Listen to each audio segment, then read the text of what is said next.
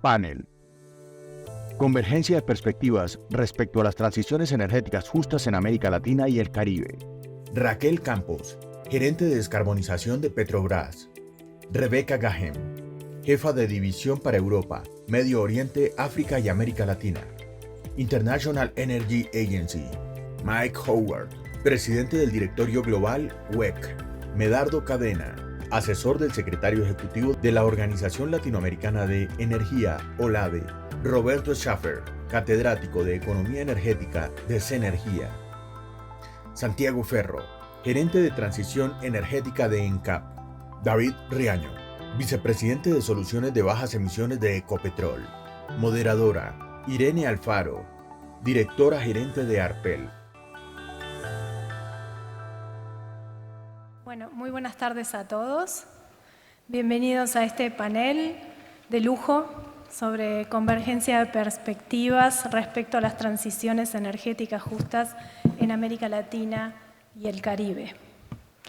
Este panel está integrado por Raquel Campos, gerente de descarbonización de Petrobras, Rebecca Gahem, jefa de división para Europa, Medio Oriente, África y América Latina de la Agencia Internacional de la Energía, Roberto Schaffer, profesor titular de Economía Energética e investigador principal del Centro de Economía Energética y Ambiental, Mike Howard, presidente del Directorio Global del Consejo Mundial de la Energía, WEC, Medardo Cadena, asesor del secretario ejecutivo de OLADE, la Organización Latinoamericana de Energía, Santiago Ferro, gerente de transiciones energéticas de ANCAP, y David Riaño, vicepresidente de soluciones de bajas emisiones de Ecopetrol. El concepto de transiciones energéticas justas es entendido, defendido o proclamado de diferentes maneras por diferentes sectores de la sociedad. Parte del concepto de justicia es también el de equidad y reducción de la pobreza estructural y energética. ¿Cómo se resuelven los dilemas que enfrentan los países más dependientes de la producción de hidrocarburos? En este panel escucharemos algunas de las perspectivas de los actores más relevantes, tanto a nivel global como en la región, con el objetivo de enriquecer el diálogo y detectar sinergias y oportunidades de cooperación entre gobierno, industria y academia, que apalanquen la descarbonización de la región sin violar el derecho al desarrollo sostenible de las naciones, protegiéndolo y respetándolo. Comenzaremos esta sesión con la presentación oficial del White Paper de ARPEL, Transiciones Energéticas Justas en América Latina y el Caribe, por parte de una de sus autoras e integrante del Comité de Transiciones Energéticas de ARPEL, Raquel Campos. Adelante, Raquel.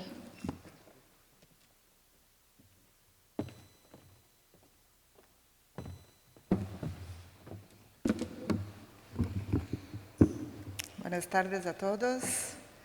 Es un placer y una honor para mí estar acá. Me siento más confortable hablando en portugués, pero voy a intentar un portuñol con algunas expresiones en English. So it's going to be easy for everyone. Okay? Então, eu agradeço muito a oportunidade de estar aqui hoje, representando a ARPEL, na verdade, não só o subcomitê de transições energéticas, obrigada.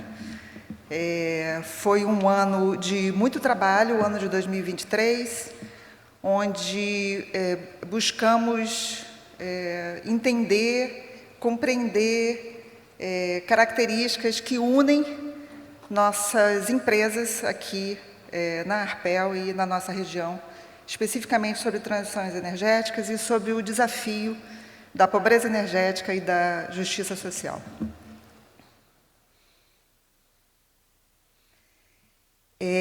Nós começamos pelo reconhecimento da necessidade, da urgência de ação em relação à mudança climática, ao câmbio climático, e, basicamente, uma caracterização de que, na nossa região, os aspectos de pobreza energética e desigualdade social afetam as trajetórias possíveis de uma transição energética exitosa.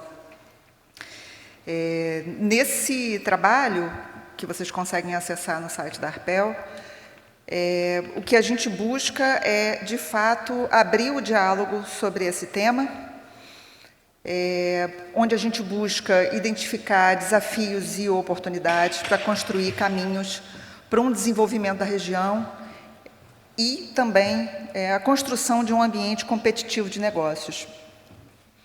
É um trabalho que, na prática, ele busca ser um início de um diálogo. Não buscamos trazer conclusões ou direções para as diferentes empresas, mas, na prática, identificar aspectos que são fundamentais para que a transição energética seja exitosa. Observamos, nesses últimos anos, a caracterização do ambiente de emergência climática sob diversos aspectos, e a gente também reconhece que, em função da última COP, onde a ciência do clima foi reconhecida como base para a construção de políticas climáticas das partes que participam da COP, como um aspecto e um pilar muito relevante para a construção do desdobramento das metas setoriais e das trajetórias dos diferentes países para atingir uma transição energética conforme requerido pelos diversos países. E a gente percebe também que a sociedade traz condicionantes para os desenvolvimentos dos nossos negócios de uma forma também que nos une como um desafio na nossa região. Durante o nosso estudo, observamos que a transição energética, ela, de fato, só vai ocorrer com permissão da sociedade se a dinâmica social, a estabilidade do tecido social, de fato, acontecer. A trajetória, então, de transição precisa trazer justiça social e soluções para a pobreza energética de forma harmônica e conjugada. E, além da urgência relacionada ao nosso desafio de transição energética e às questões climáticas, por que aprofundamos o diálogo nesse momento? Observamos como característica também para a nossa região que temos um novo ciclo de desenvolvimento de projetos e que precisamos ser competitivos, explorando as oportunidades de desenvolvimento de novas fontes de energia. É esperado de nós, como empresas atuantes na região da América Latina e Caribe, que também tenhamos protagonismo, ação direta e liderança nesse ambiente. O nosso white paper ele tem essa estrutura que a gente trouxe, começa com uma caracterização da região, com dados e comparativos, que eu acho que são relevantes para que a gente conheça sobre esse aspecto as características dos diferentes países. Falamos um pouco sobre a necessidade de ampliação de oferta energética, que já foi comentado aqui nas duas primeiras sessões. Falamos um pouco sobre desafios de descarbonização dos negócios tradicionais, das oportunidades relacionadas a energias renováveis, da necessidade da transição energética em harmonia com os Objetivos de Desenvolvimento Sustentável, Sustainable Development Goals, e buscamos identificar práticas empresariais e características de métricas que são importantes para avançar de forma transparente numa transição energética que expresse também benefícios em relação à justiça social. Falamos um pouco sobre características de financiamento e aspectos que o financiamento, para esse tipo de desenvolvimento relacionado à trajetória de transição energética, precisa ter. E, finalmente, falamos sobre capacitação, desenvolvimento tecnológico e desenvolvimento da cadeia de fornecedores. Eu trouxe alguns exemplos e destaques que eu gostaria de apontar também como base para o nosso painel. Então, a trajetória do desenvolvimento e a transição energética, ela precisa equilibrar o desenvolvimento social e econômico. Na nossa região, especificamente, precisamos de um considerável suporte e novas fontes de energia para que sejam consumidas por diversas fatias da sociedade, inclusive aquelas fatias que ainda não consomem energia de qualidade. E a indústria, percebemos com clareza que a indústria de energia é fonte de recursos fiscais e desenvolvimento econômico, de fato, relevante para a nossa região. Sobre o aspecto do Acordo de Paris, e aí o princípio das responsabilidades comuns, porém diferenciadas, já nos acompanha desde o Protocolo de Quioto e reforçado no Acordo de Paris.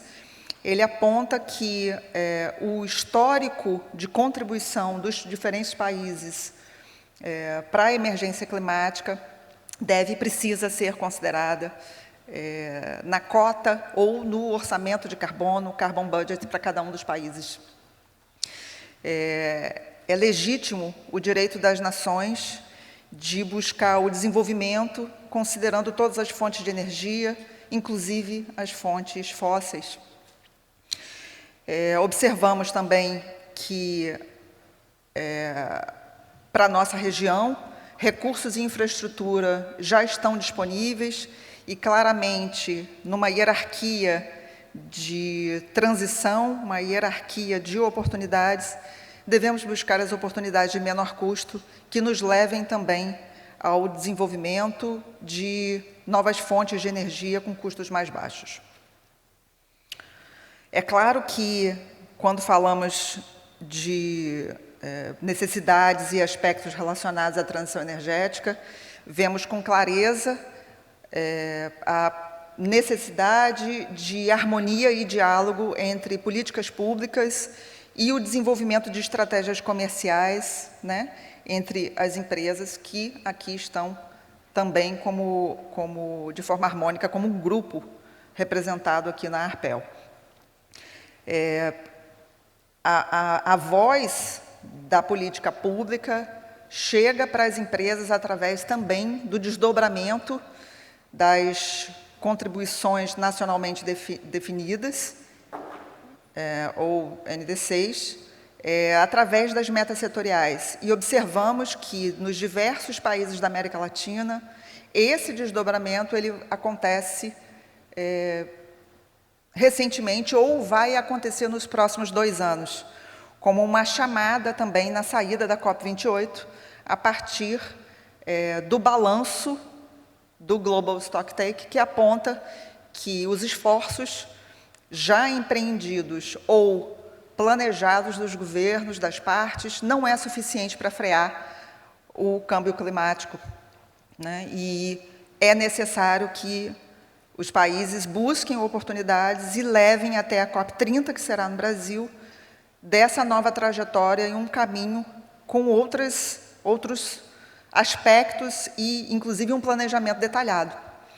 Então, como empresas, neste ambiente, onde as metas setoriais e as contribuições nacionalmente definidas estarão em discussão nos próximos anos, entendemos que esse white paper também busca um diálogo pleno, não só entre as empresas, mas também sustentando nosso diálogo com política pública.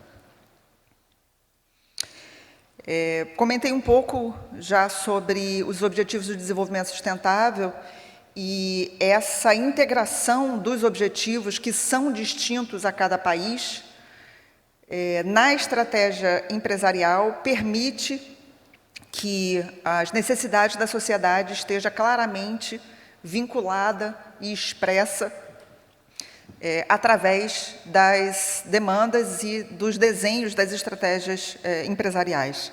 É necessário uma ação ativa e colaborativa das empresas, integrando os ODS dentro de suas próprias iniciativas de transição energética.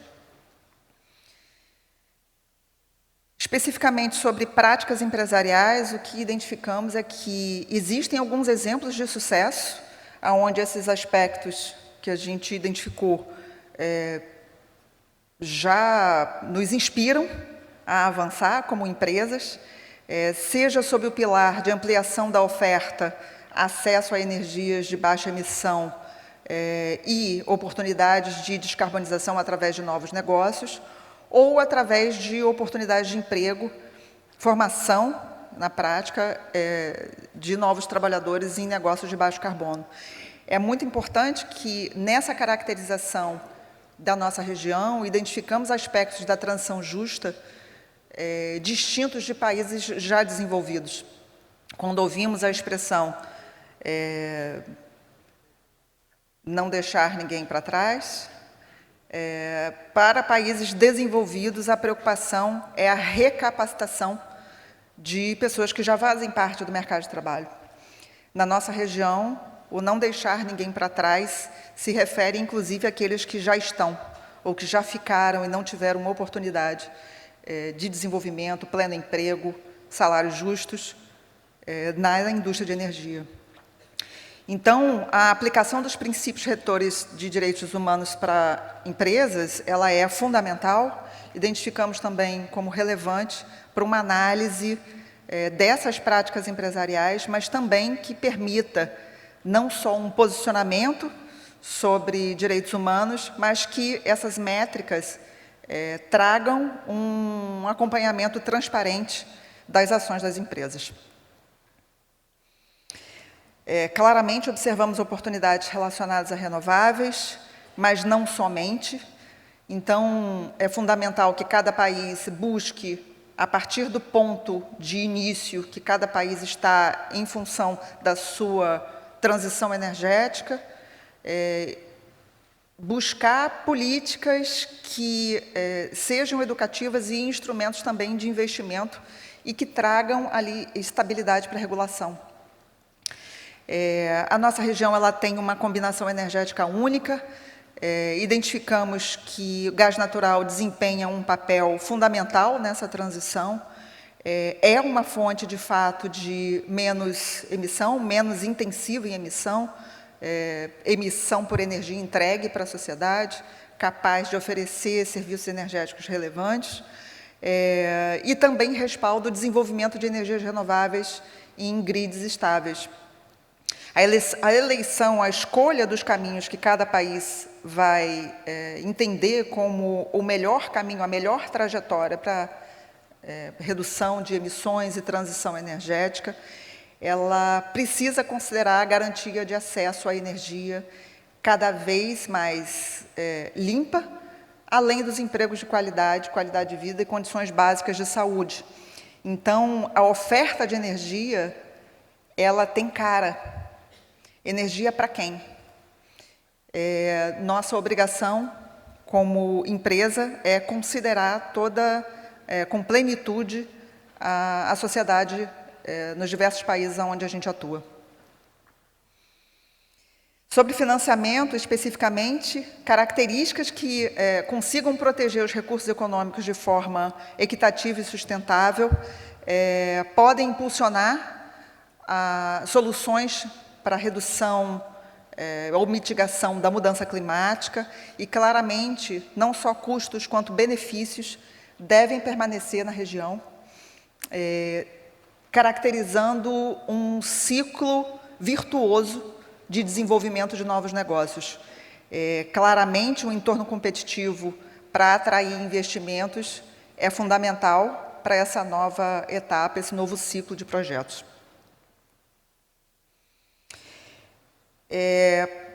Observamos que essas novas fontes de produção de energia, apesar de terem uma capacidade de gerar empregos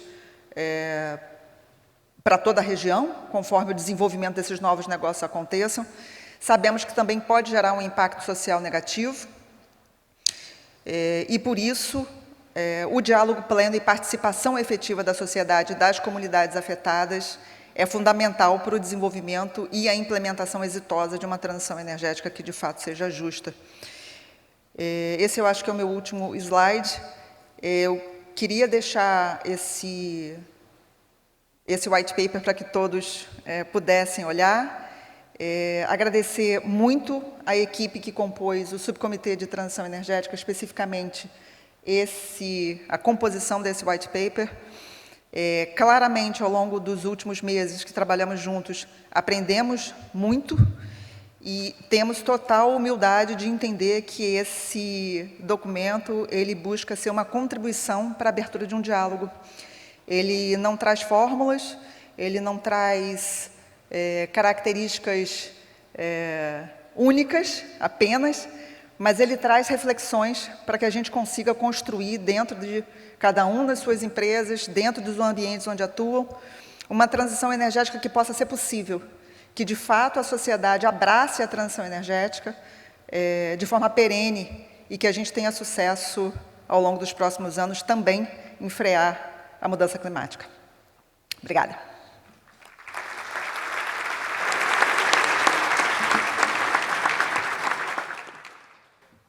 Muchas gracias, Raquel. Excelente la presentación.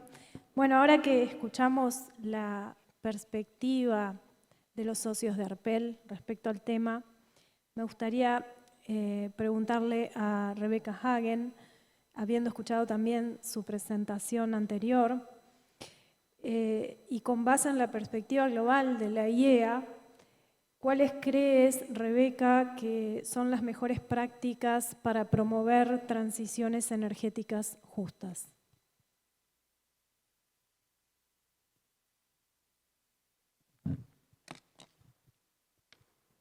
Thank you very much for that question. At the IEA, we have been looking at the social and economic impacts of energy policy for a very long time.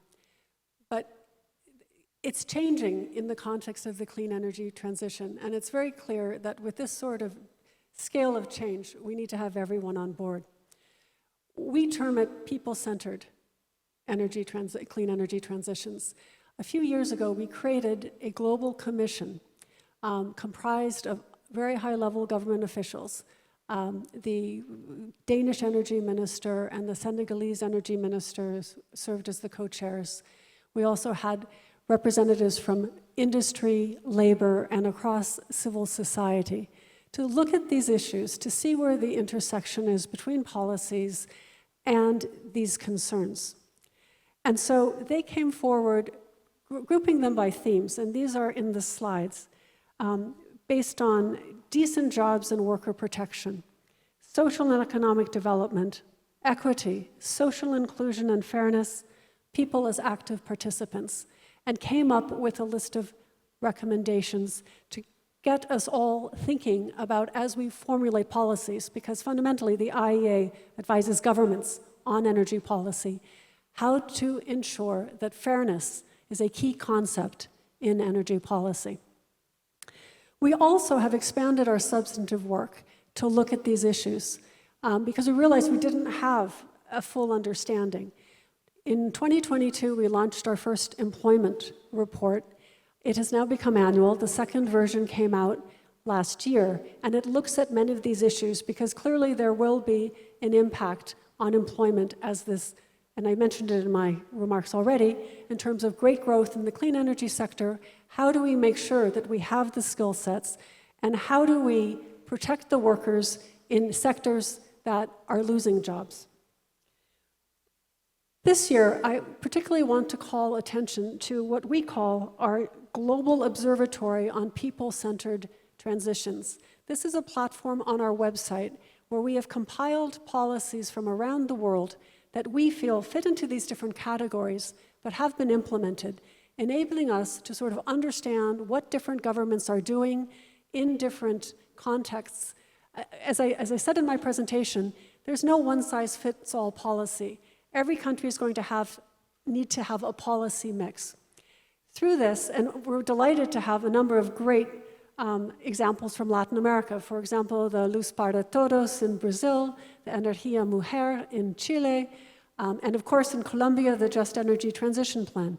We're going to be watching very closely to see how these policies are implemented and how effective they are. In terms of examples, there are best practices, and let me give you one from India. There, the Ministry on Entrepreneurship and Labor created a special council to look at develop skills for jobs in the green energy sector, as they refer to it. This meant capacity building, certificates of excellence, centers of excellence, and they have trained in Great India scope over 500,000 people to better prepare them to have the skill sets to meet the requirements of basically implementation of the clean energy transition. In Senegal, we're watching where they have high fossil fuel subsidies, $1.2 billion a year. They want to reduce those, actually eliminate them by 2025, so that they can move towards a clean energy transition, but also save their budget. They're pairing this with policy steps, changing electricity tariffs, trying to target vulnerable families, households, which cannot afford the unsubsidized fuels, and then also use the savings from the reforms to create more programs to enable this transition to take place better. And a final example from Denmark, an IEA member country, they pulled together a citizens' council, bringing in people from across society, old, young, private sector, public, basically to give input in terms of how to plan for climate policies. This council came back with over 119 recommendations, including things like carbon taxation, how to green the Constitution, how to put climate change in the curriculum in schools. So we see these all as examples that could be applied elsewhere. I have one other slide very quickly. I'm going to do some publicity for the IEA. If you could advance the slide for me. Thank you, Raquel. We're holding our first ever global summit on clean energy, on people-centered clean energy transitions later this month in Paris. We're delighted that Brazilian Minister Silveira is a co-host with Spanish Minister Teresa Ribera.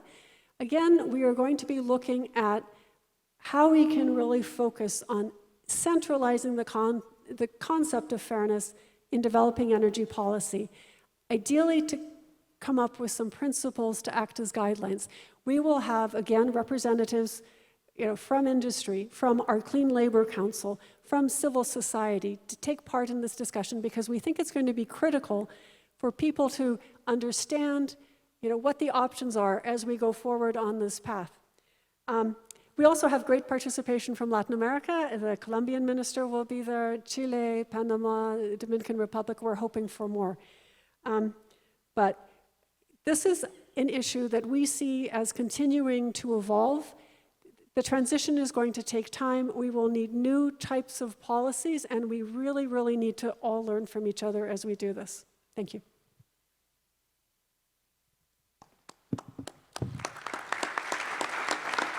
Muchas gracias, Rebeca.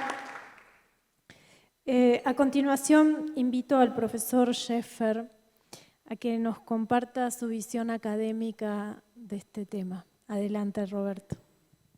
Gracias. Buenas tardes. I will not speak in Spanish. I will not speak in Portuguese to avoid problems. Thank you very much for the invitation. It's my pleasure to be here. Hopefully, I'm not going to sound too negative here. I have been working for more than 30 years, 35 years in the energy sector, more than 25 years with climate change. I've been with the IPCC, the Intergovernmental Panel on Climate Change, for 25 years. And so I want to make a few comments about some of the problems we have in Latin America and the Caribbean that I think go much beyond a need for a just energy transition. We need many just transitions in the region. And I'm going to start by making reference to this white paper that was presented already today. I don't need, thank you. I'm going to make a couple of comments about the white paper. For example, normally here in the region, we try to, let's say, reduce our greenhouse gas emissions per person when you only concentrate on emissions from the energy sector. In fact, when we look at CO2 emissions from energy, let's say the average emission per capita in Latin America, it's much lower than most places in the world. But when we look at emissions on total, we are far beyond the average of the world. We're one of the regions with higher emissions. And when we talk about climate change, we're not talking about CO2 only, we're not talking about energy emissions only. We're talking about CO2 emissions and non-CO2 emissions from agriculture, from deforestation, and all these emissions are a threat to the globe. And we know that our region is more vulnerable than most regions in the world. So I think, let's say, we have to really pay attention on this issue, not to focus too much on energy, but also on energy, but we also have to resolve many other problems that we have in the region. And the reason I'm raising this is because if in the past the issue of deforestation, non-CO2 emissions were an issue only for ecologists, now the energy sector, the oil sector, the gas sector really have to pay attention to that. Because the less emissions we have in the other sectors, the higher the carbon budget we have for the energy sector, including the oil and gas sector. I think this is a very important issue that I want to pinpoint. Also, I'd like to mention the issue of some forecasts for increasing energy demand in the region. Of course, energy demand in the region will grow fast, but chances are this energy increase over time will not be as large as most statistics or most studies forecast. Why? Because we cannot continue to reproduce the behavior of energy consumption the way we do in Latin America and the Caribbean, which is very much concentrated on only a few segments of society. Most, let's say, statistics look at, let's say, the number of cars we are going to produce over time, let's say, appliances, etc. But there is a huge contingent of people in Latin America that don't even have access to public transportation. So the energy issue in Latin America is not only about private cars, it's not only about gasoline, but it's also about public transportation. And I think this is something that we have to have in mind when we think about an energy transition. An energy transition is not a transition away from fossil fuels, but a transition away from some specific sectors of the economy which are consuming much more than they needed, and that's why other sectors of our economy are lacking energy. So I think this is also something, and I'm going to come back to this later on. I think, so this issue is also very important to consider. I think another important point from my side, and I think this is going to be very controversial here, is the role we expect from natural gas into the future. I've been with the IPCC, as I said before, for more than 25 years. And basically, in this most recent IPCC report that we delivered in 2022, I was one of the two CLAs, coordinating lead authors of Chapter 3, which is the chapter on long-term mitigation pathways.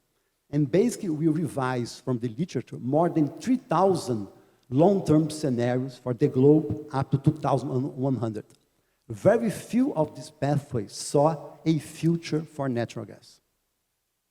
And the reason for that is because if you think about the Paris Agreement, where we are talking about something related to carbon neutrality or climate neutrality by 2050, although natural gas has a much lower emission of CO2 as compared to coal, for example, on an energy basis, it's not zero. It's half of coal. And very low leakage rates from pipelines. 2 to 3% of leakage of natural gas already make it worse than coal because of the global warming potential of methane is 30 times more powerful or higher than the warming potential of CO2. So that's why out of these 3,000 scenarios, very few of them saw a role for natural gas, simply because we cannot, let's say, afford, rely on fossil fuels beyond 2040 or 2050 for energy uses. And if we make investments today in new natural gas plants, those plants are supposed to run for the next 30 or 40 years, which is much longer than we can afford. Of course, let's say 10 or 20 years, natural gas was seen as a kind of bridge to renewables. Many studies show now that natural gas, as of today, is a bridge to nowhere. And the reason for that is because we already have other technologies that are capable of, let's say, stabilizing the fluctuation of solar and wind. For example, much improved transmission systems, batteries. The more electric cars we have, the more we're going to connect the transportation sector with the power sector, and then you can use the batteries that are in the cars to stabilize the network. Also, in some countries, and this is very right in the case of Latin America, we have huge hydro potentials. In Brazil, as of today, for example, 70% of all electricity produced in the country comes from hydroelectricity. This means that in the case of Brazil and many other countries in Latin America, we already have the battery for the power system, where we can over-invest in solar and wind and use hydro as a battery for the system. So I'm just calling the attention of this issue of natural gas. I know it's very controversial in this audience in particular, but again, it's difficult to see a role for natural gas in a world that aims to be net zero by 2050. In the case of Brazil and other countries in Latin America, because of the role of non-CO2 emissions, methane from agriculture, N2O from agriculture and cattle, etc., basically to be climate neutral by 2050, you have to be net zero CO2 10 years earlier, and then become heavily negative right after that to produce the negatives from CO2 to compensate for methane and N2O. So how can you beat net zero CO2 by 2050 and still rely on natural gas? Again, I know I'm being very controversial here, but I'm just using science to support what these 3,000 scenarios from the IPCC, which is the scientific organism that support all the negotiations when it comes to climate change. And I think I'm going to stop here. I have other comments to make later on. Thank you very much.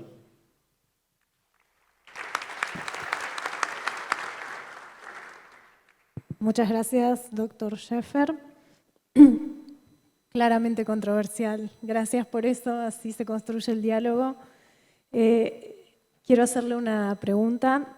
La COP28 decidió apoyar firmemente la ciencia del clima, como bien lo mencionó Raquel también anteriormente, basándose en el 6º informe de evaluación del Panel Intergubernamental sobre Cambio Climático, IPCC, el que usted también integra, y destacó sus conclusiones específicas, estableciendo un compromiso para limitar el aumento de la temperatura a 1,5 grados e invitando al IPCC a alinear sus procesos con el próximo balance global. Como resultado del mismo, los países deben revisar sus contribuciones nacionales determinadas, buscando alinearse con lo establecido.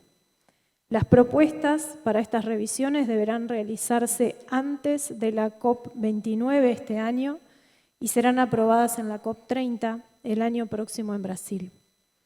Desde la perspectiva académica, ¿cuáles cree usted que son los factores críticos para lograr este objetivo?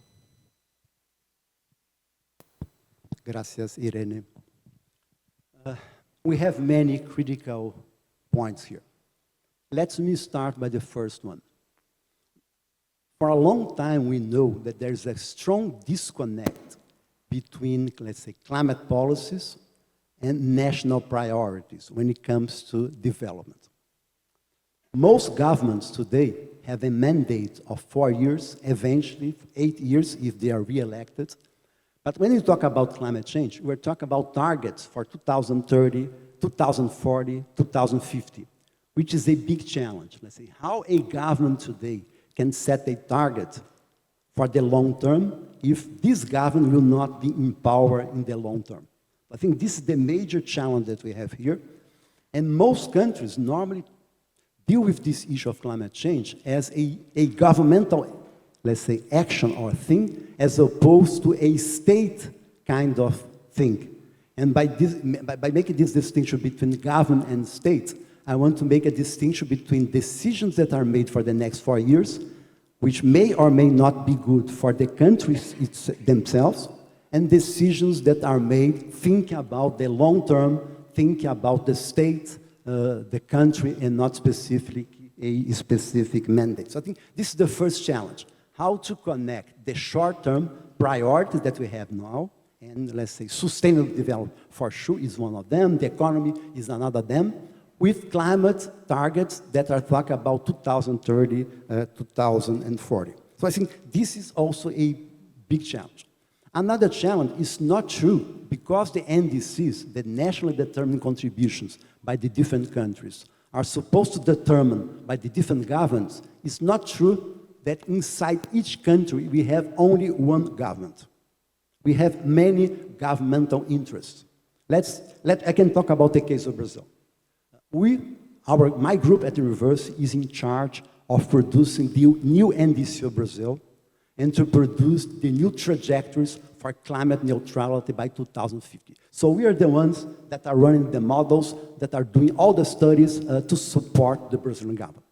And once we have done that, we're already doing that, now we have to face the problem that let's say that the indications of what's the least cost solution for Brazil to reach climate neutrality, to be adherent to its NDC. It's an optimal solution for Brazil, but it's not optimum, for example, for industry in Brazil, for the power sector of Brazil, for the transportation sector in Brazil, but it's optimum for the country. And being optimal for the country many times leads to non-optimal solutions for the different sectors. So this is a big challenge as well. Agriculture in Brazil has some priorities, the oil sector has priorities, which is fair, but those priorities sometimes do not align with a climate priority, which is to decarbonize the world. And why is so important to decarbonize the world? Because we know already that the most vulnerable regions of the world are exactly in developing countries. So even if you think that, okay, most of the problem related to climate change was not created by developing countries or by Latin America or the Caribbean, we are more exposed to the problems than the regions that have caused the problems. And that's why it's not enough for us to say that we have nothing to do with the problem because we did not create the problem, because we are more vulnerable to the very problem that we did not create it. So we really have to address this issue. Another comment that I think is important to make here is about the energy sector and the many challenges that we see in front of us today. And again, I'm going to use the case of Brazil as an example.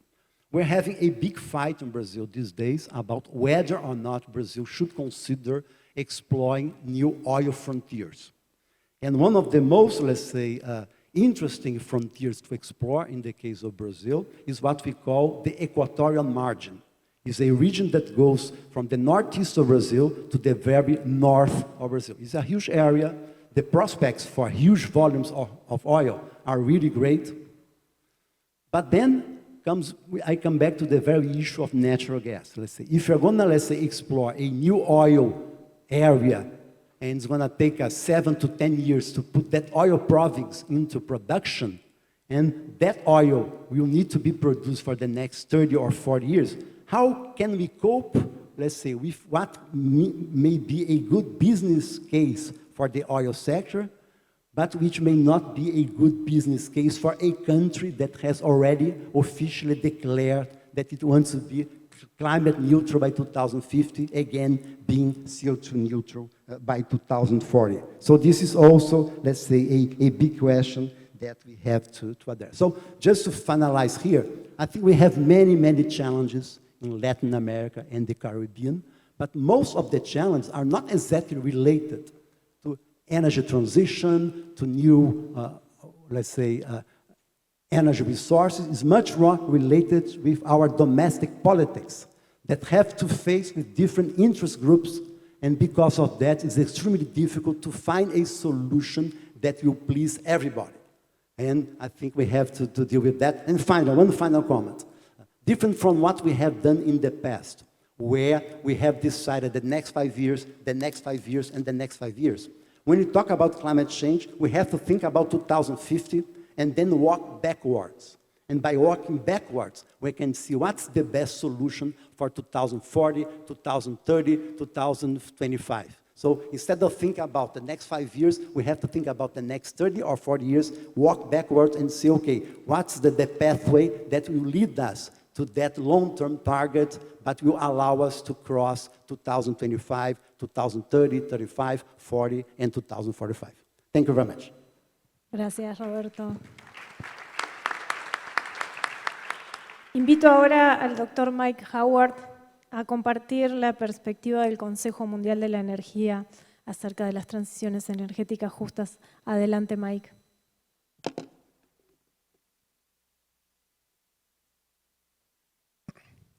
Good afternoon, everyone. I really appreciate the opportunity to be here, and thank you for that overview of the white paper. It was excellent. I've read the white paper this weekend. Really appreciate everyone's perspective on this important topic. I've been involved, I started in really thinking about energy right after my undergraduate. When I finished, that was 43 years ago. And I've been involved in the energy space ever since, mostly on the technology side, but my interest is really in looking at the intersection of technology and society. You can't separate the two. Most of the time over these last 43 years, though, has also been spent in looking at the electricity as part of the overall energy pie.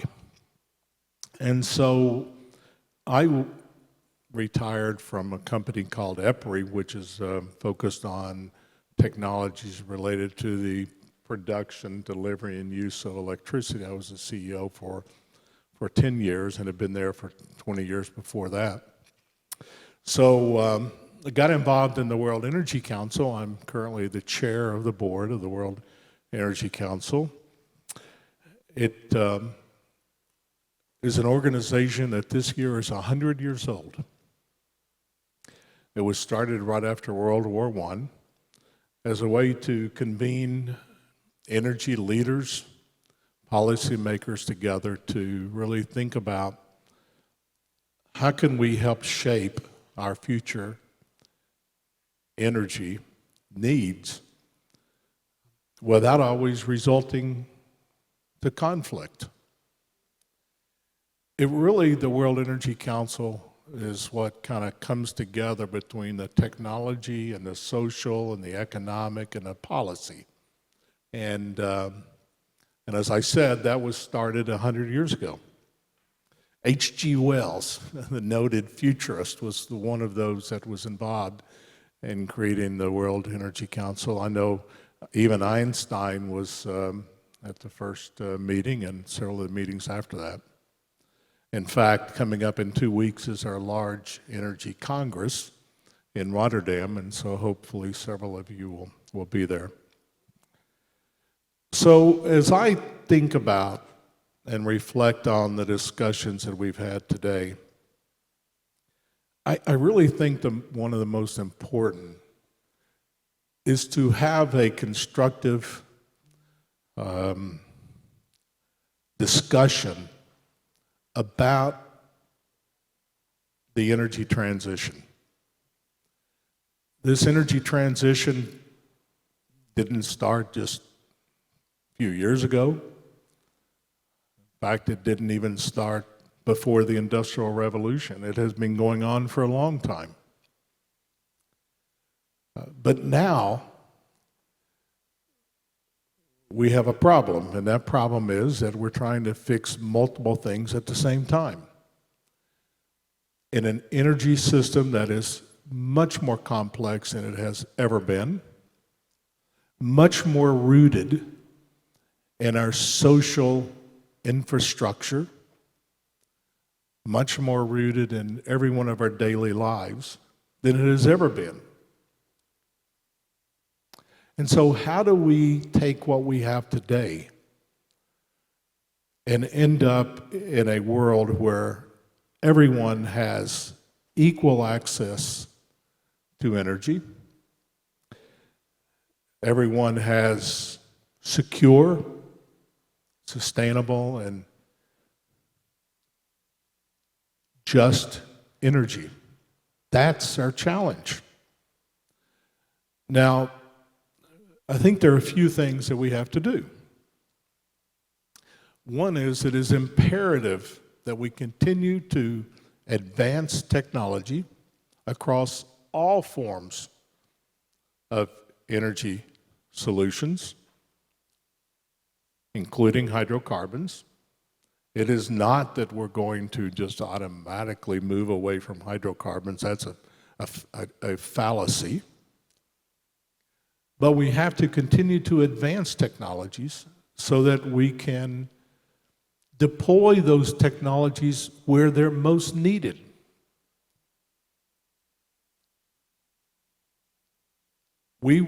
This energy transition is going to take a lot longer, and it's going to be more expensive than what any of us think.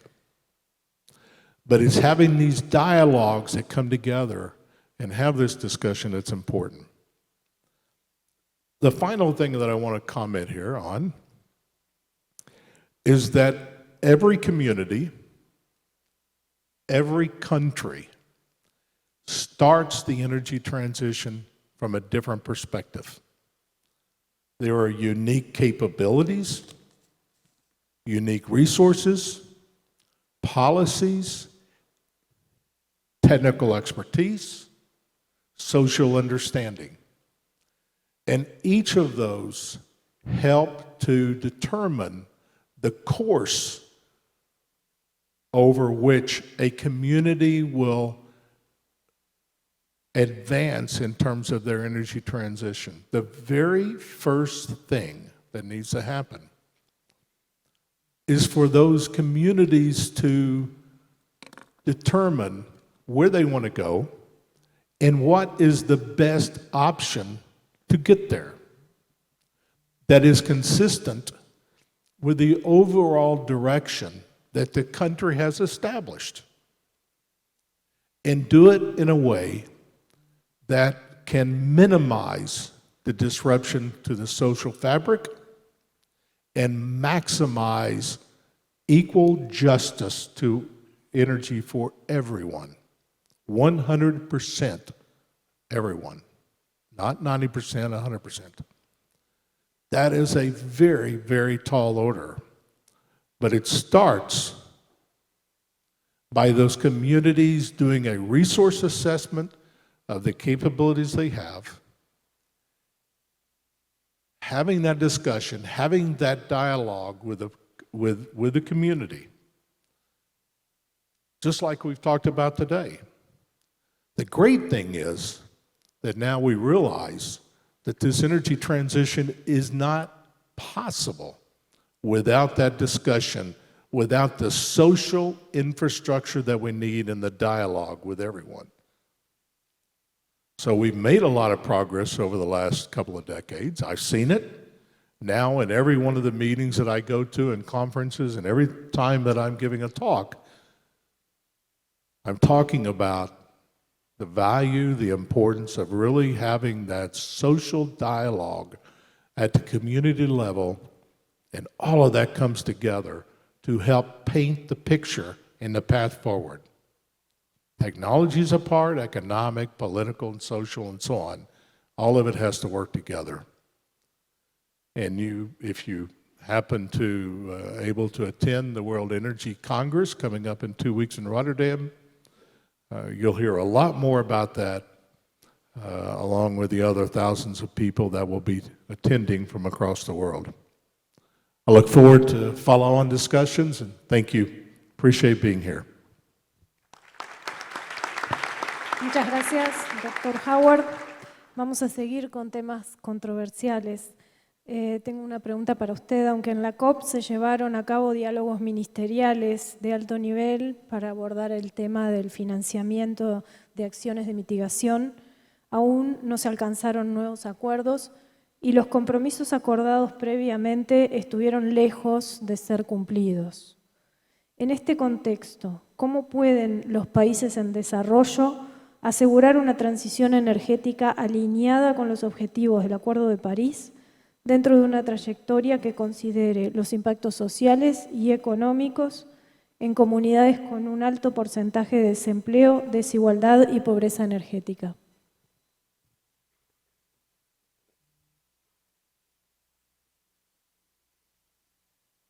Okay, boy, that's a tough question, but an important one. It's a question that we need to have the discussion on. There is no doubt that the energy transition can be economically disruptive if not properly planned out. And it starts with laying out the objective. We want to make sure that everyone has equal access, affordable access to sustainable energy. Now, that is a premise, and we start there. That's where the discussion begins. There are a few things, though, that I think are critically important. One, there is a tremendous amount of advanced technologies that are being developed around the world. Not every community has the ability to absorb the technology. But making those technologies that communities can adopt readily available and readily accessible will help. Countries, companies, and so on, the days of saying, this is my technology and that's it, I'm not going to share it with you, those days are over. If we're going to solve this problem, we have to be much more willing to collaborate across borders and share results and discuss what works and what doesn't work. The other thing is capital. I know at COP we talked about $100 billion of capital that to be made available to developing countries. Well, we're not even close to that yet, and we need a lot more than $100 billion. We're going to need north of $200 billion. This energy transition, as I said, is not cheap. We need to deploy capital in areas that will minimize the economic disruption and ensure that people who are deprived of energy, which I've seen, I've been to several of the places, they want what we have here. And we have to make capital available, not as necessarily as a debt to saddle the developing countries with loans that it's impossible to pay back. But the world has to come together and make the capital available so that we can decarbonize, so that we can get to a net neutral over time. so that we can achieve this without it being socially disruptive. If it is, we are all going to pay a lot more than $200 billion. Muchas gracias. Rebeca, tengo una pregunta adicional para ti y es acerca del rol que puede tener el sector de hidrocarburos y especialmente en el contexto de nuestra región para contribuir con las transiciones energéticas justas.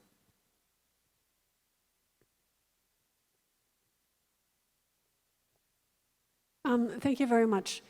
I have one simple slide, if you could put up. Is that? Anyway, that's okay, I don't need it. It's better not to speak with slides. At the IEA, we have been looking at the role that the hydrocarbon sector can play, and we feel, first of all, it will be central to the clean energy transition. There are the resources, there's the technical expertise, there's the knowledge of the energy sector, very obviously, but also leading in technology, in implementing projects in very difficult parts of the world. We also see the hydrocarbon sector being affected by these very issues. In our employment report that I mentioned, since 2019, we have seen a decline in the level of employment in the fossil fuel sector, which we expect probably to continue.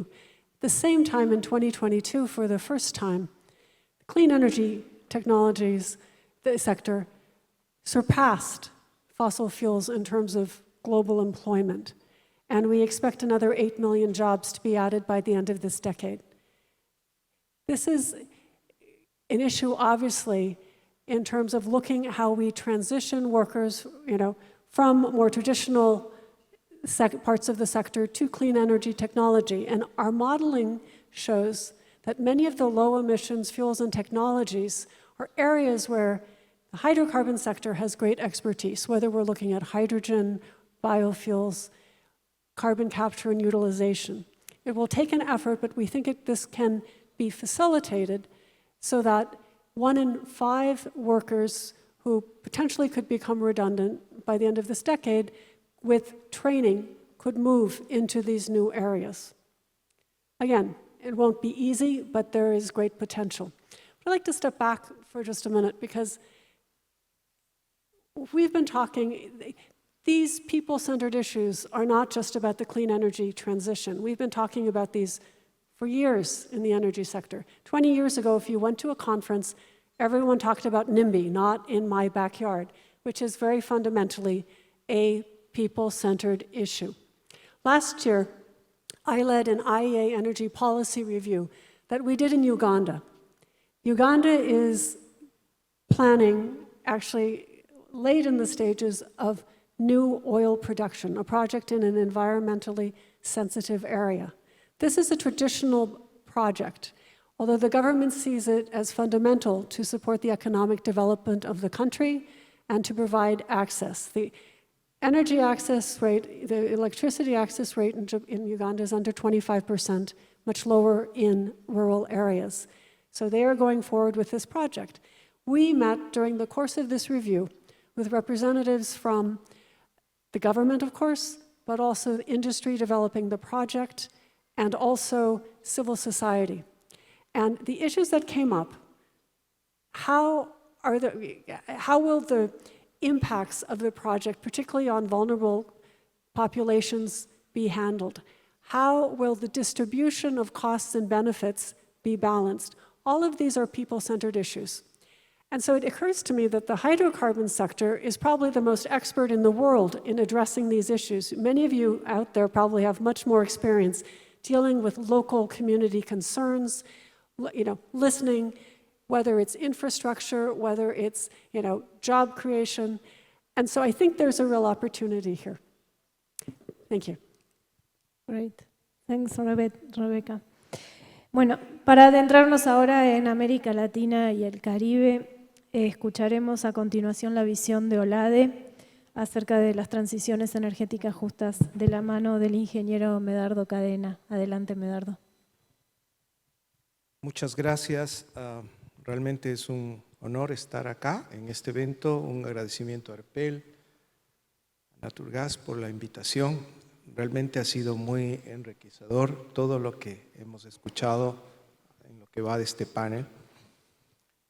Y también quiero hacer llegar una felicitación por ese libro blanco. Realmente tiene mucho contenido y muchos aspectos importantes que deben ser considerados y analizados al momento de definir estrategias conjuntas, que ese es el objetivo de este panel, llegar a identificar puntos comunes que nos permitan trabajar conjuntamente en objetivos que creo que están claramente definidos. Si tratamos de definir, bueno, transiciones energéticas, no creo que exista una definición única. Me refiero a las transiciones energéticas justas, pero hay varios elementos en los que creo que todos estamos de acuerdo. Estamos de acuerdo en que aquí se trata de magnificar los beneficios, de minimizar los costos, de hacer que estos beneficios y estos costos sean repartidos uniformemente, equitativamente entre todos los actores. Se trata de aprovechar esta oportunidad para generar fuentes de empleo, dinamizar economías. Se trata de reducir brechas como la pobreza energética. Se trata de aprovechar esta oportunidad para el pleno ejercicio de los derechos desde el punto de vista de equidad de género, desde el punto de vista de los derechos de las comunidades, sobre todo de aquellas más vulnerables. Y todo esto visto desde un enfoque multidimensional, que no solamente es energético, es social, es económico y político, obviamente. Yo quiero enfocarme de todos estos temas en uno que me parece que es trascendente, que es el tema de los costos de la transición. Yo no sé si tenemos una idea clara de cuáles son los costos o alguien se ha puesto a calcular cuáles son los costos de la transición para cada una de las diferentes realidades económicas y sociales que vivimos en América Latina y el Caribe, que sabemos que son sumamente diversas y distintas. Pero cuando hablamos de costos, la pregunta es, ¿cómo se van a repartir esos costos? ¿Quién va a asimilar esos costos? Y a la final, en el largo plazo, sabemos que los costos son asimilados por el consumidor. Entonces viene la pregunta, ¿los consumidores de nuestra región y de cada uno de los países de la región están conscientes de los costos que implica la transición energética? Segundo, ¿están dispuestos a asimilar esos costos que implica la transición energética? Y yo me iría un poco más allá. ¿Tienen la capacidad de enfrentar los costos que implica la transición energética? Y allí me voy a referir a cifras que ya se han citado acá, cifras que la mencionó Carlos Garibaldi en su discurso inaugural, que algo mencionó Luz Estela también en sus palabras iniciales, respecto de cuáles son las cifras que marcan la realidad de nuestra región, que no son cifras menores. Estamos hablando de un acceso a la energía que en porcentaje luce bastante bien. Estamos hablando de un 97.5%, que está bastante cerca del 100% al que se refería nuestro colega que participó hace un momento, que obviamente tiene que ser nuestro objetivo. Pero en términos absolutos, ¿qué significa ese 97.5%? Que existen 16.2 millones de latinoamericanos y caribeños que no tienen acceso a la energía. Por otro lado, tenemos también cifras como el acceso a metodologías de cocción limpia, a sistemas de cocción limpia. 87% de latinoamericanos y caribeños cocinan con leña, con carbón o con queroseno, con todas las afectaciones a la salud que eso implica, sobre todo para las mujeres que son las que se encargan de estas tareas, sobre todo en las poblaciones rurales. Si nos referimos a las cifras que publica CEPAL en el año 2023, estamos hablando de un 30% de habitantes en niveles de pobreza, que eso en términos absolutos significa 180 millones de personas. Y hay una cifra mucho más escalofriante que es la pobreza extrema. Estamos hablando de 70 millones, que es aproximadamente el 11% de latinoamericanos y caribeños que viven en condiciones de pobreza extrema. ¿Y qué significa pobreza extrema? Significa tener un nivel de ingreso inferior a $2 diarios. Es decir, que a duras penas alcanzan a cubrir una comida al día. Esa es la realidad de nuestra región. Entonces, vuelvo a la pregunta inicial. En esa realidad, los pobladores, los consumidores de América Latina y el Caribe tienen la posibilidad de decidir sobre si están dispuestos a asimilar o no los costos de la transición, o no tienen espacios para decidir, simplemente no están en capacidad de asimilar unos costos que implica la transición energética que no hayan sido estudiados, diseñados y planificados para adaptarse a las realidades propias de cada uno de los países. Y ahí coincido completamente con las palabras de Alejandro, presidente de ARPEL, donde decía: Colombia tiene que diseñar su modelo de transición a la colombiana, y Ecuador tiene que hacer lo mismo, y Bolivia tiene que hacer lo mismo, y todos los países tienen que hacer exactamente lo mismo. ¿Y cuál debe ser el objetivo fundamental? El objetivo fundamental debe ser hacer que la transición energética sea una transición asimilable para su población, que no vaya exactamente en el camino contrario de lo que estamos buscando, porque si lo que perseguimos es cerrar las brechas que son una característica de nuestra región, porque no solo estamos hablando de brechas energéticas, estamos hablando de brechas económicas entre los que más tienen y los que menos tienen, estamos hablando de brechas de acceso a la educación, de brechas de acceso a la salud. Entonces, la responsabilidad de todos quienes hacen política pública y participamos en el sector energético, en los diferentes roles que nos ha tocado intervenir, pues es hacer que esos costos de una transición energética en la que todos estamos de acuerdo no vayan en perjuicio del consumidor, y de tal manera que no vayan exactamente a incrementar las brechas que son las que queremos cerrar. ¿Cuál es el camino para que eso ocurra? Bueno, aquí podemos entrar a espacios que son sumamente controversiales, pero hay algo que es muy simple y sencillo. Los países tienen que utilizar los recursos energéticos de los que disponen. Y aquí nosotros vivimos en una región que es muy rica en recursos naturales renovables, tenemos los más altos niveles de radiación solar a nivel global en América Latina, en la zona del desierto de Atacama. Tenemos las corrientes de viento que nos permiten instalar las plantas eólicas con los mayores factores de planta a nivel mundial. Tenemos las mayores reservas de agua. Ojo con esto, América Latina apenas ha aprovechado el 29% de su capacidad hídrica. Es decir, que tenemos un enorme potencial hidroeléctrico por desarrollar. Tenemos una geotermia que espera ser desarrollada, pero también tenemos otro tipo de recursos que no solamente inciden desde el punto de vista energético, sino que apuntalan las economías y las cajas fiscales de muchos países con los que pueden desarrollar programas sociales con los que se apoya a esta población que no tiene el más mínimo acceso a derechos fundamentales. Y permítame y discúlpeme por tal vez redundar tanto en esto, pero permítame hacer una alusión personal. En mi pasado profesional, como pienso que muchos de ustedes hemos trabajado en el tema de estadísticas energéticas, yo trabajé por muchos años en estadísticas energéticas. Y obviamente uno de los indicadores que uno evalúa permanentemente es el indicador de acceso. Hasta que hubo un momento, 20 años aproximadamente o un poco más, en que la vida me dio la oportunidad de vivir en carne propia lo que era el acceso.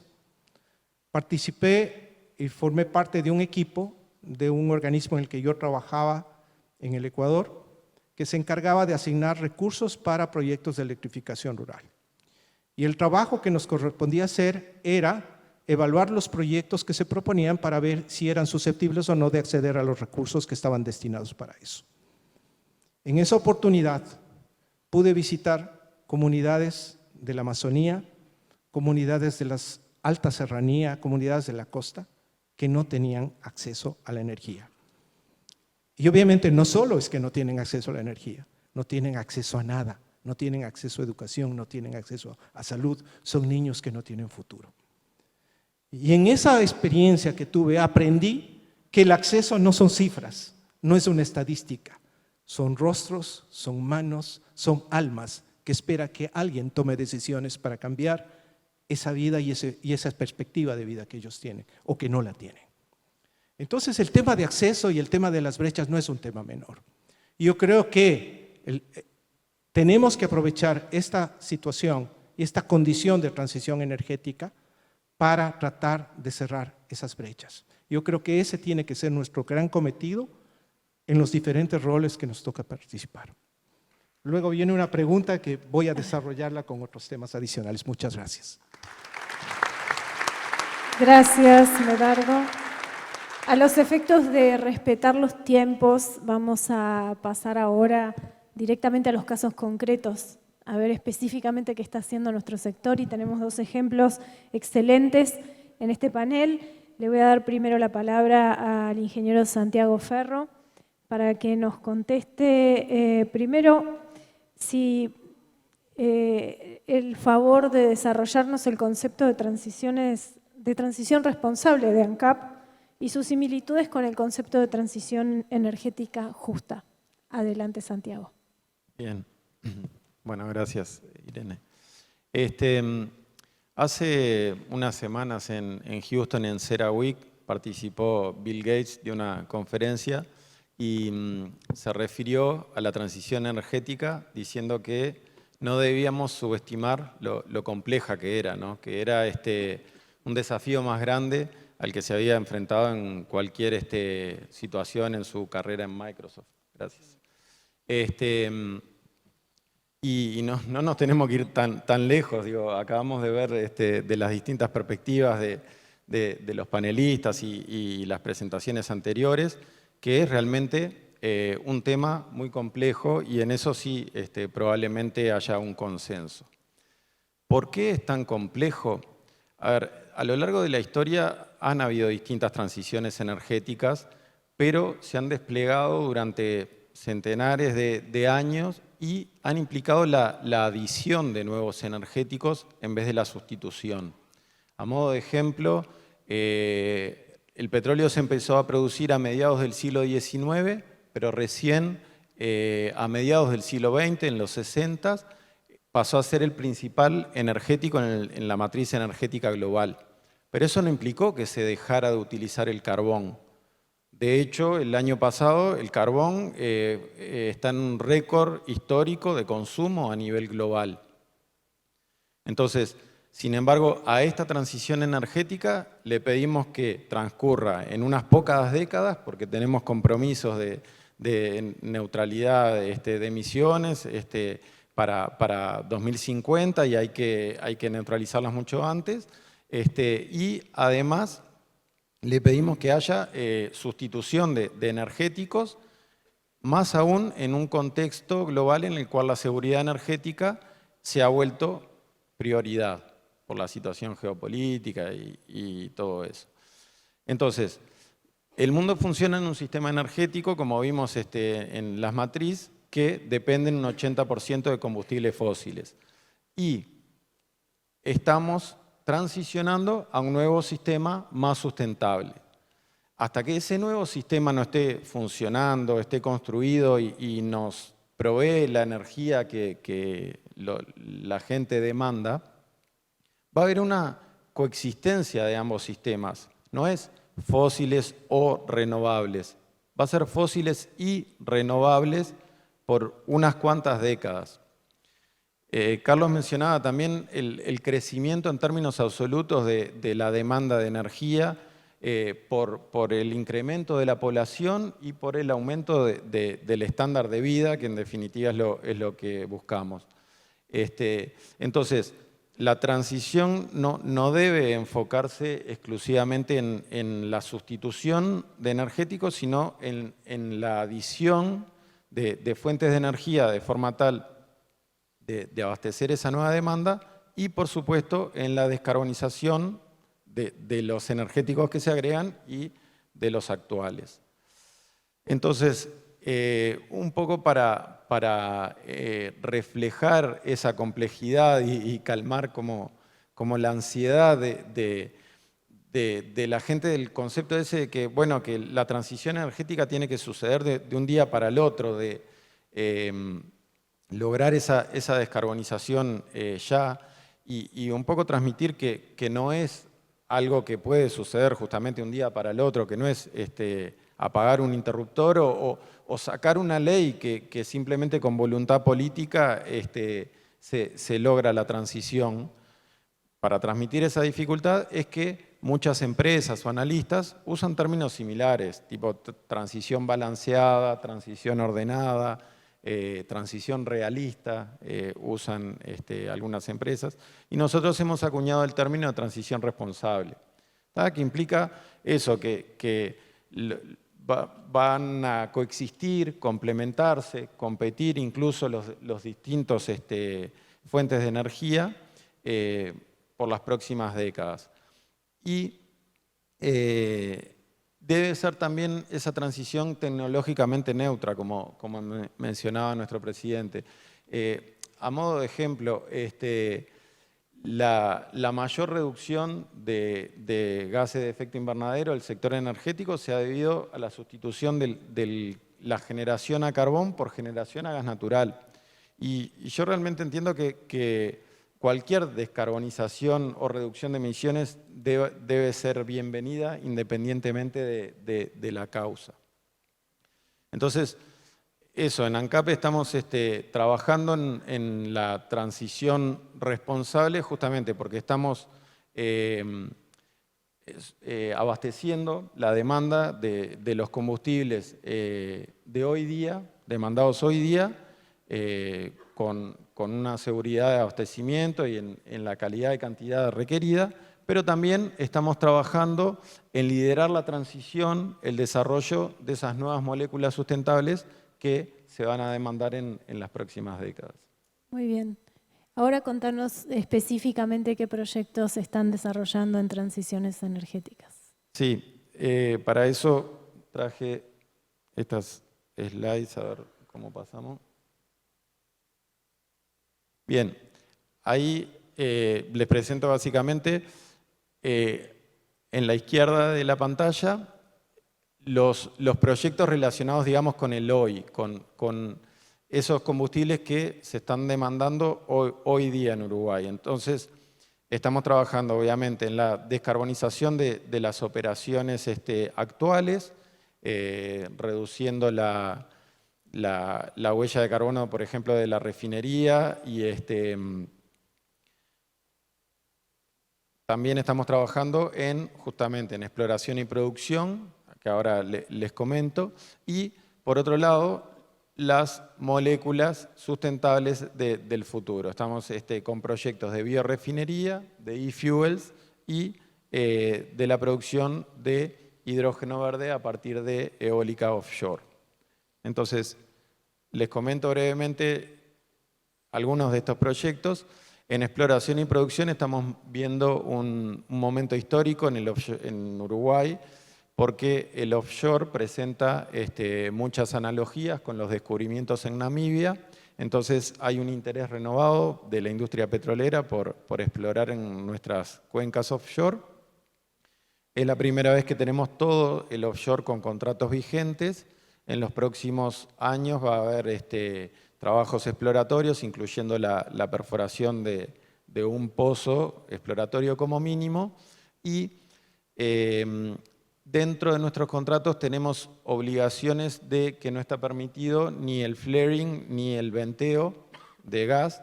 Por lo tanto, en caso de haber producción, la intensidad de carbono de esos barriles que se llegaran a producir en Uruguay serían de los más bajos de la industria,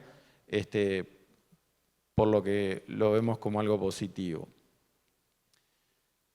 Estamos trabajando también, como les mencionaba, en un proyecto de biorefinería que involucra, combina competencias del Grupo ANCAP, porque Alur, que es una empresa del Grupo ANCAP que se dedica a la producción de biocombustibles, tiene expertise en el desarrollo de materias primas de origen biológico, los aceites y también, por ejemplo, el sebo vacuno, la grasa de origen animal.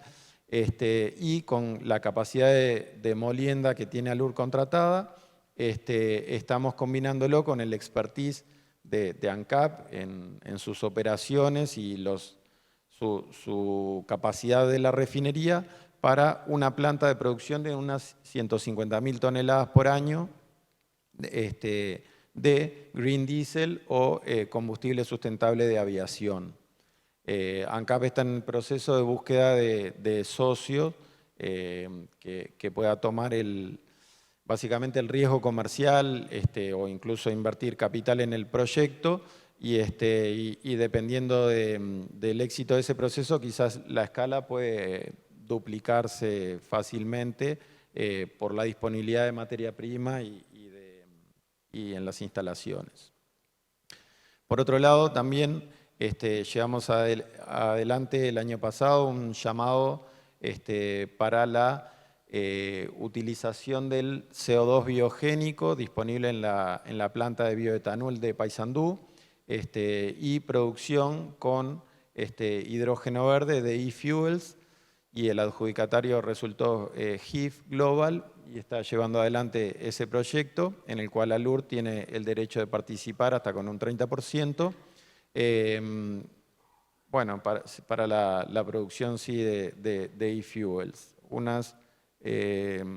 Ahí está el número, 700.000 toneladas por año de metanol y después la producción de eFuels subsiguiente, 250.000 toneladas por año.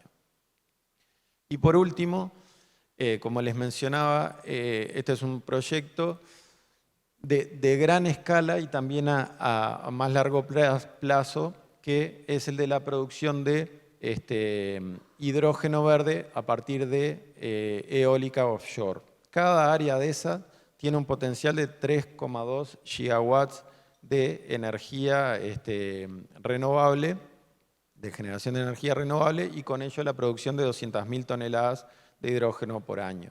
Es una licitación de áreas que estamos promoviendo para en breve, con un modelo de negocio sumamente análogo al de la exploración y producción. Por eso también como que reforzaba lo que se presentaba recién de las capacidades del oil and gas aplicadas también a estos otros proyectos de renovables. Bueno, y con esto nada más, les agradezco su atención. Muchas gracias, Santiago. Pasamos ahora a David. David, sos el último y tenés 8 minutos para responder todo. Para entrar un poquito en lo que es el entorno colombiano, primero te consulto acerca de los principales desafíos y oportunidades que enfrenta hoy día Colombia en torno a las transiciones energéticas justas. Sí, gracias. Bueno, para aprovechar el tiempo rápidamente y teniendo en cuenta que ya los colegas han hecho una exposición de todos los temas que son relevantes a la hora de hablar de la transición en Latinoamérica, en un país como Colombia, cómo se ven las oportunidades y los desafíos, como lo preguntas, para un grupo como Ecopetrol, para que tengan una referencia de toda la matriz de demanda de energía en Colombia, en todas las formas, líquidos, gas, kilovatios hora. Ecopetrol suministra actualmente más o menos la mitad de esa energía. Obviamente un componente grande de hidrocarburos, gas natural en particular, pero es un gran proveedor de energía y a su vez es un gran consumidor de energía. Entonces, indudablemente su rol en la transición y la incorporación de la transición pues va de la mano con su estrategia. De hecho, es un elemento explícito en la estrategia del grupo del 2020-2040. Y por otro lado, somos un grupo que tiene presencia en muchos países de Latinoamérica. Por ejemplo, tan solo a través de nuestra filial ISA hacemos presencia en 7 países de la región. Entonces eso nos da también como una visión o cierto conocimiento de Latinoamérica y el Caribe. Entonces, en las oportunidades, ¿cuáles son esos 3 elementos grandes de oportunidad que nosotros vemos a la hora de caminar en la transición? Lo primero, la disponibilidad de los recursos, Colombia, la región, tiene un gran potencial. Ahí tenemos que decirlo y nos gusta invitar a decirlo. Ahí sí tenemos que hablar de riqueza energética. Lo decía Medardo hace un momento, la región cuenta con importantes recursos renovables. En el caso colombiano, por ejemplo, un potencial eólico muy importante, solar, también geotermia, todos los temas los trabajamos desde el grupo, pero no solo en nuestro país. Brasil, Chile, Uruguay, como lo acaba de mencionar Santiago, tienen recursos renovables muy importantes que nos permiten ser competitivos en el mundo. Es decir, aquí no estamos hablando de ir a un recurso más costoso, por ejemplo en el caso de energía eléctrica, sino a los más económicos que se pueden encontrar en el globo. Entonces, esa es una gran oportunidad para diversificar, para aprovechar los recursos y para ser competitivos en el ámbito global. La segunda oportunidad que nosotros vemos es el crecimiento de la demanda de la región. ¿Sí? Lo mencionaba Raquel hace un momento en su exposición. Se estima en algunos escenarios que de 2020 a 2050 se duplique la demanda de energía en nuestros países. Y eso indudablemente también es una oportunidad. Para que se hagan una idea, Ecopetrol, dependiendo de los escenarios, desde business as usual hasta un éxito amplio en la incursión en nuevos energéticos, nuevos vectores como es el hidrógeno, podría pasar de aquí al 2040 nomás de duplicar su demanda de energía en el escenario mínimo o multiplicarlo hasta por 5 en el escenario máximo. Es un gran consumo de energía que se alinea obviamente con esa expectativa de la región. Y el tercer elemento de oportunidad que nosotros vemos y también se ha mencionado aquí es la oportunidad de cooperación y colaboración en la región. ¿Para qué? Para aprovechar estos recursos energéticos que tenemos para convertirnos en un hub de energía para el mundo directamente en kilovatios hora para tener nuestra demanda creciente o para exportar al mundo a través de vectores como el hidrógeno verde o combustibles sintéticos producidos a partir de este. Entonces la oportunidad de colaboración en la región con grandes recursos, con gran potencial en demanda, lo vemos muy importante. Y también lo decía Medardo, y esa colaboración en cómo solucionar problemas, en qué funciona, qué no funciona, qué tecnologías tienen éxito, cuáles no. Nosotros lo hacemos a diario cuando analizamos nuestros proyectos, por ejemplo, eólicos para producir hidrógeno, indudablemente nos referimos a Brasil, nos referimos a Chile, quienes están trabajando muy fuerte en esto, no solo para ver cómo nos comparamos y cómo somos competitivos, sino aprender de quienes van adelante o quienes van caminando a la par con nosotros en eso. En cuanto a los desafíos, rápidamente, obviamente existen, sin lugar a dudas, y nosotros ¿cómo los vemos? La infraestructura. Necesitamos una infraestructura que sea cada vez más robusta para poder acceder justamente a esos recursos renovables, y eso requiere una coordinación institucional, una respuesta normativa rápida. Colombia, por ejemplo, tiene en el norte del país, en La Guajira, un potencial de energía eólica de 15, 20 gigavatios. Hoy estamos apuntándole como país a desarrollar al menos unos 3 gigavatios en los próximos 15, 16 años. En construcción, aunque con dificultades para la fecha de entrada, hay al menos 1,62 gigavatios ya hoy en día con desarrolladores que están enfrentando dificultades. ¿Y cuáles son esas dificultades? Justamente la oportunidad de la infraestructura. Y en infraestructura, la siguiente es gas natural. Indudablemente el gas natural lo vemos, nosotros entregamos el 75% más o menos del gas que se consume en Colombia, lo vemos como ese puente, como lo decía el profesor, de aquí a que lleguen otros vectores de energía, pero eso requiere el desarrollo de infraestructura. El país cuenta con los recursos nacionales, tanto en el offshore como en el onshore, pero necesita ese desarrollo normativo, esa oportunidad, que se den las señales para que las inversiones se hagan oportunamente. El segundo desafío que nosotros vemos es cómo llevar energía limpia a esas comunidades, a esas poblaciones, zonas más vulnerables. En Colombia en particular, y seguramente es así en buena parte de la región, muchos de estos recursos renovables competitivos, baratos, de alta calidad y confiabilidad, se encuentran en zonas apartadas que normalmente han estado abandonadas del servicio de la función pública. Entonces es un doble reto. Cómo llevar la transición a ellos, llevarles energía, cerrar todas estas brechas de las que hemos hablado acá, sabiendo además que buena parte de los recursos renovables están justamente donde están esas comunidades. Y para ser legítimo, la comunidad tiene que entender y sentir que se beneficia también de ese. Ese es un gran reto, cómo lograrlo, cómo llevar ese beneficio, esa energía limpia a esas comunidades. Y el tercer desafío que nosotros vemos en la investigación y el desarrollo son nuevas tecnologías. Es un potencial importante, una oportunidad para Latinoamérica y el Caribe, pero eso exige que estemos a la vanguardia en el desarrollo tecnológico para poder aprovechar esas oportunidades. Cuando uno va a hablar de proyectos de hidrógeno verde, electrolizadores, todo el mundo está en una etapa muy inicial, no solo Latinoamérica o los países que tenemos ya proyectos, todo el mundo. Entonces, poder ir a la vanguardia de esto para aprovechar la oportunidad es clave. Y en esa investigación y desarrollo, algo que se ha repetido acá, las soluciones deben considerar la situación, las oportunidades, los recursos, las políticas de cada país, que efectivamente no son iguales.